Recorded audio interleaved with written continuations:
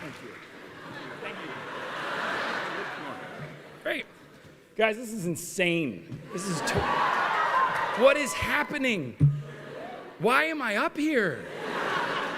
Truly. No, I'm dead serious. Why am I up here?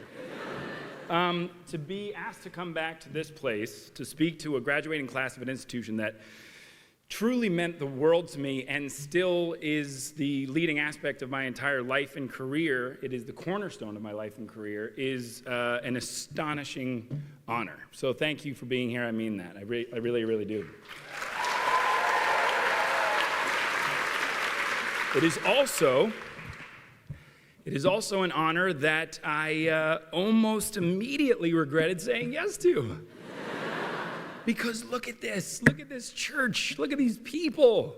Supposedly there are more people on the green. They only just told me that. Yes! There's people in Solomon? No? No Engine 93? Okay. Nothing for Solomon? All right. I love you, Solomon. So,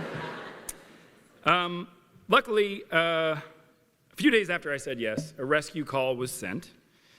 I was to get on the phone with our phenomenal host, one of our phenomenal hosts of today's incredible ceremony, the one and only Reverend Janet Cooper Nelson's down here. Yep. Rock star, put this all together.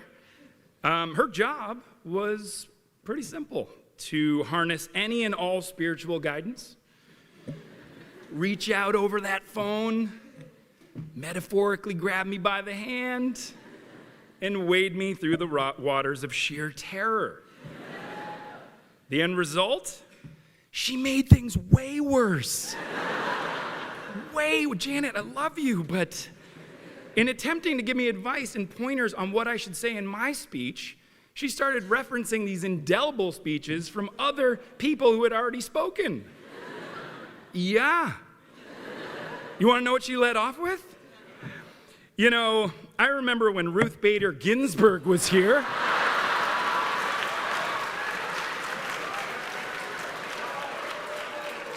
I don't mind telling you, I peed a little bit. I did. The class of 2002 had a Supreme Court justice talk to them. Okay? And as I was checking my pants to see if they needed dry cleaning, I heard her say, or maybe the funniest moment had to be when the Dalai Lama was here. And I blacked out. I mean, full unconscious, blacked out. Head hit the table, out. Because, let me be honest, guys, the Dalai Lama spoke? Okay? I mean, he was the funniest?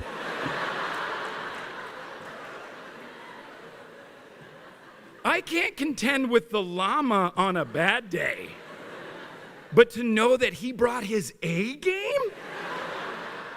He had a tight 15-minute comedy set? No. No, thank you. So I'd like to start here today by addressing the parents of the class of 2019.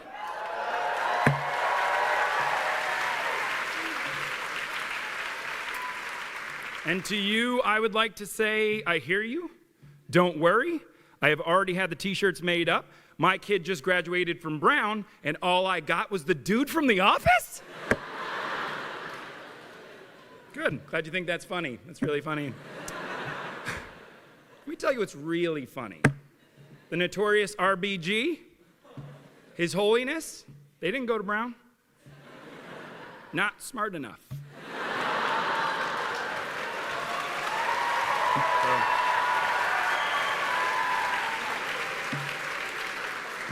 You know who did go to Brown? The dude from The Office.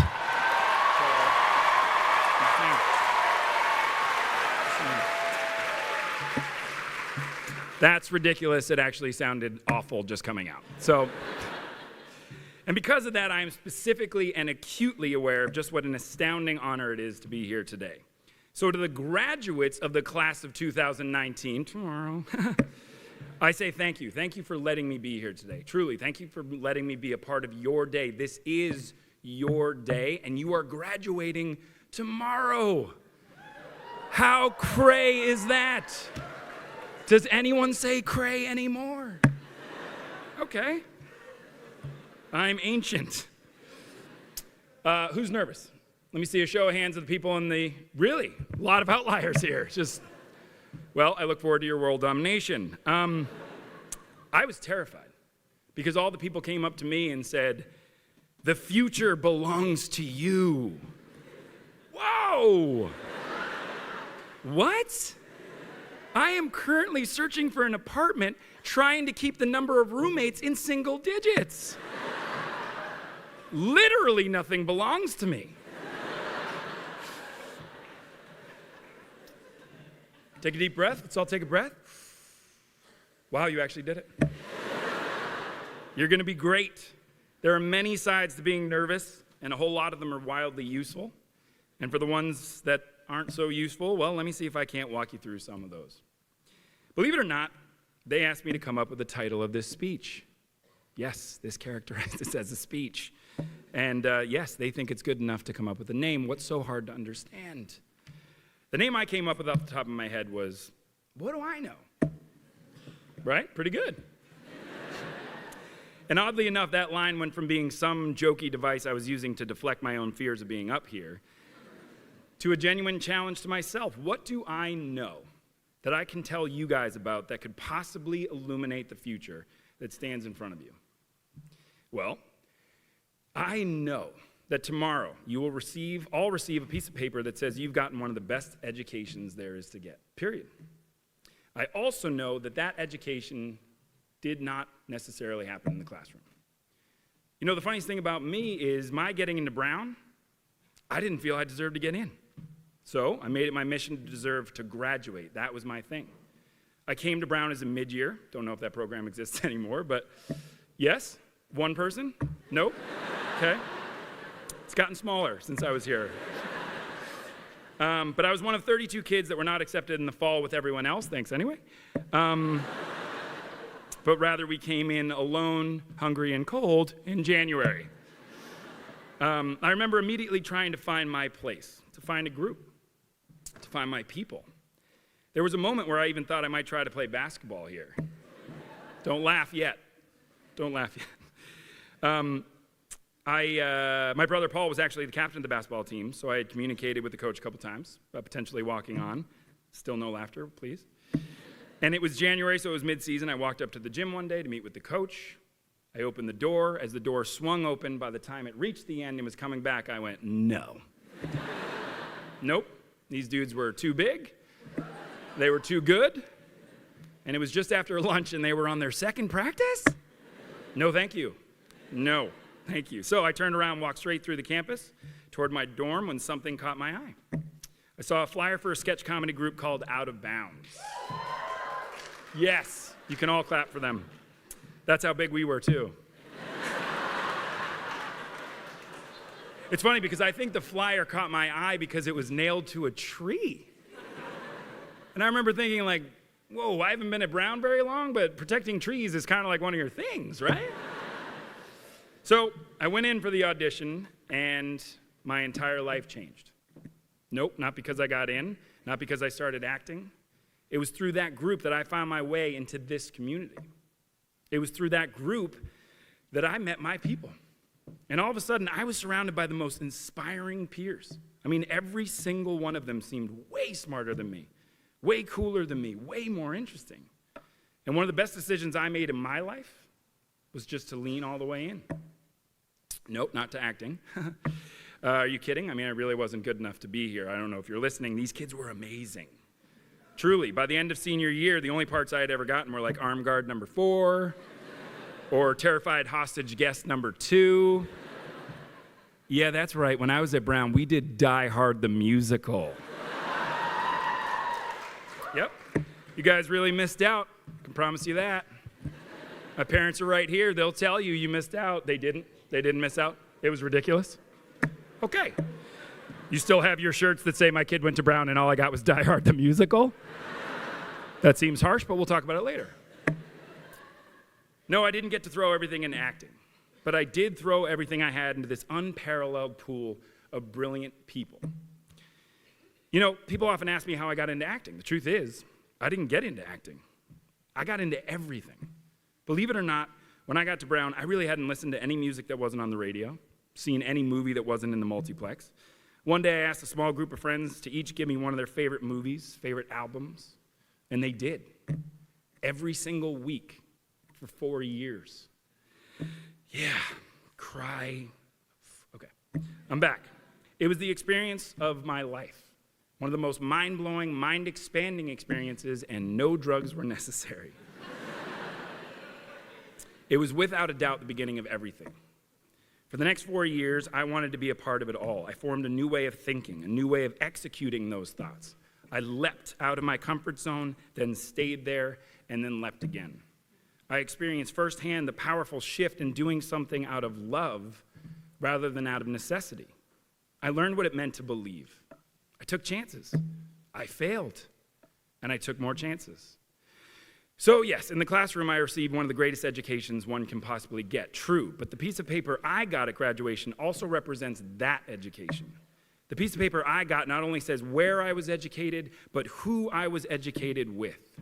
And it declares that I am a member of that community of people to be relied upon to take risks, provoke thought, and to be committed participants in this world. The piece of paper I got represented every facet of my experience. And the piece of paper I got is the exact same piece of paper you're going to get tomorrow. The piece of paper I got, I live my life every single day by.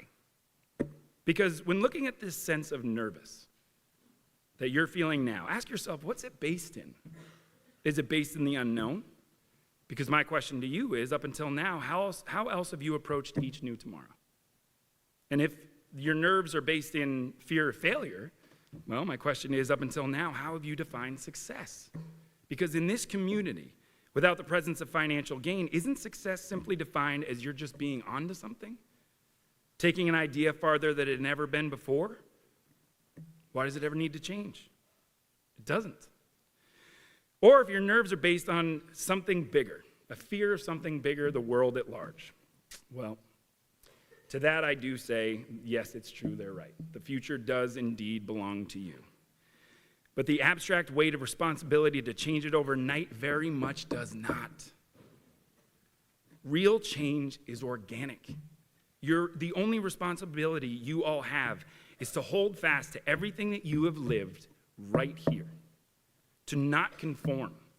To realize that when you're out there, you've done all this before, right in here.